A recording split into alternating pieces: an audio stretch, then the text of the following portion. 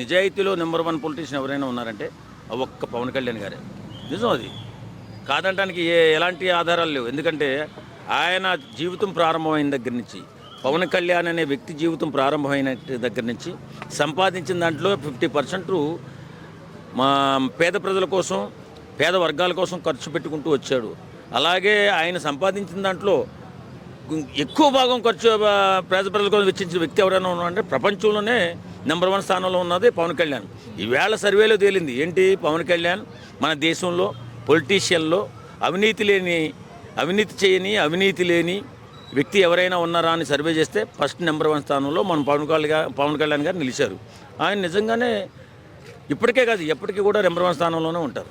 పవన్ కళ్యాణ్ గారు మోడీ గారిని కూడా ఒక మెట్టు ఎదిగే విధంగా ఆయన తర్వాత ఉండాల్సింది ఆయనకంటే ముందున్నారంటే ఎలా అనిపిస్తుంది? పవన్ కళ్యాణ్ గారు పైగా గత 10 ఏళ్ళ నుంచి కూడా రాజకీయాల్లో ఉన్నారు, ఏ పదవి లేదు, కేవలం ఈ 11 నెలల్లోనే డిప్యూటీ సీఎం అనే ఒక బ్రాండ్ ట్యాగ్ అనేది తగిలించుకోవడం జరిగింది. మరి ఈ గ్యాప్లోనే అంత పవర్ఫుల్ లీడర్ ఎలా అంటారు దేశం మొత్తం తెలిసే విధంగా?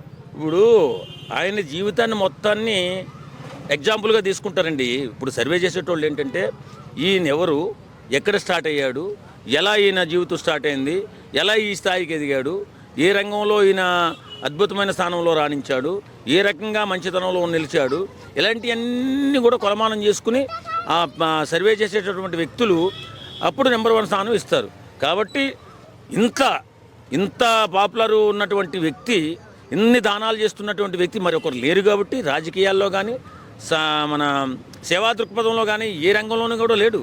అంత గొప్ప స్థానం సంపాదించాడు. అందుకే చాలామంది పవన్ కళ్యాణ్ పిచ్చాభిమానులుగా మారిపోతారు. అందులో మేము కూడా ఒకటే. మేము కూడా పవన్ కళ్యాణ్ గారి అభిమానులమే.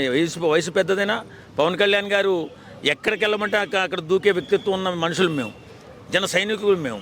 ముఖ్యంగా పవన్ కళ్యాణ్ గారు మరి ఇంత నిజాయితీపరుడు, ఇంత గొప్పవాళ్ళు అని చెప్పి మీరు చెప్తున్నారు, ఇంత పవర్ఫుల్ పొలిటీషియన్ అని. మరి అటువంటి వ్యక్తిని ఇప్పటికీ కూడా చాలా మంది కూడా విమర్శిస్తున్నారు, తిడుతున్నారు. ఆయన రాజకీయాలకు అమ్ముడుపోయారు, ప్యాకేజీ తీసుకున్నారని చెప్పి ఏదేదో మాట్లాడుతున్నారు. మీ అభిప్రాయం ఏంటంటే దాని మీద? ఇప్పుడు సన్నాసుల గురించి ఎక్కువగా ఆలోచించకూడదు, మాట్లాడకూడదు. ఎందుకంటే నిజాయితీపరుడు రాజకీయాల్లో ఉన్నప్పుడే రాజకీయం స్వచ్ఛంగా పేదలు చల్లగా బతుకుతారు. అలాంటి వ్యక్తులను రాజకీయాల్లో రాకుండా చేయాలని చాలామంది ప్రయత్నాలు చేస్తుంటారు. ఎందుకంటే రాజకీయాలలో ఇలాంటి గొప్ప వ్యక్తులు ఉంటే మనం కూడా రేపొద్దున్న అలాంటి సేవనే చూపించవలసి వస్తుంది. మనం సంపాదించిన దాంట్లో కూడా 50% ఖర్చు పెట్టవలసి వస్తుంది రాజకీయాలకి అని చెప్పి ఈ తుచ్చ నీచ రాజకీయ నాయకులు ఏం చేస్తారంటే పవన్ కళ్యాణ్ లాంటి మచ్చలేని చంద్రుణ్ణి నిందించాలని ప్రయత్నం చేస్తూ ఉంటారు. అది ఎప్పటికీ జరగదు. నిజాయితీ ఎప్పుడు నిలబడే ఉంటుంది, నీతి ఎప్పుడు నిలబడే ఉంటుంది, నిజాయితీ ఎప్పుడు ఆకాశంలో చూస్తూ ఉంటుంది. కాబట్టి వీళ్ళ నెంబర్ 1 స్థానంలో నిజాయితీలో పవన్ కళ్యాణ్ గారు ఉన్నారు. పవన్ కళ్యాణ్ అనే వ్యక్తి రాష్ట్ర రాజకీయాలు కానీ దేశ రాజకీయాల్లో ముఖ్యంగా పారదర్శకత, ముఖ్యంగా అవినీతి లేని రాజకీయాలు చేస్తానన్నారు, చేసి చూపిస్తానన్నారు.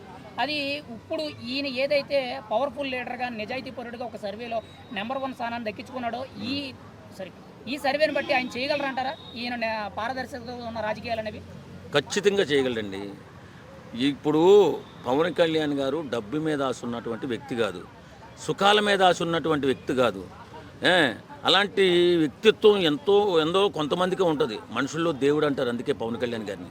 కాబట్టి ఆయన వ్యక్తిత్వాన్ని ఎప్పుడు అవసరమైతే ప్రాణం తీసుకుంటాడు తప్ప వ్యక్తిత్వాన్ని చంపుకుని మాత్రం బ్రతకడు పవన్ కళ్యాణ్ అనే నిజాయితీపడు.